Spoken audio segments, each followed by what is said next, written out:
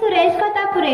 मी इयत्ता 6वी वर्गात शिकते. आज जागतिक महिला दिन म्हणून मी तुमच्या समोर कविता सादर करणार आहे.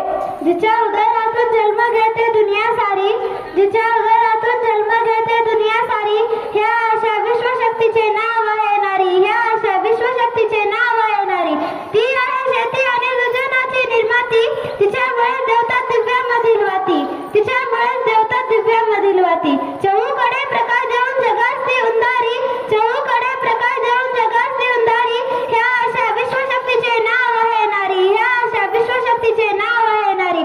क्रांतीबाची सावित्री, भीमरावाची रमाई, शौर्याच्या त्यागाने प्रतीक झाली ती आमची जिजाई, ती आमची जिजाई. रणांगणावर लढली जशी देवी झलकारी, रणांगणावर लढली जशी देवी झलकारी, ह्या अशा विश्वशक्तीचे नाव आहे नारी, ह्या अशा विश्वशक्तीचे नाव आहे नारी.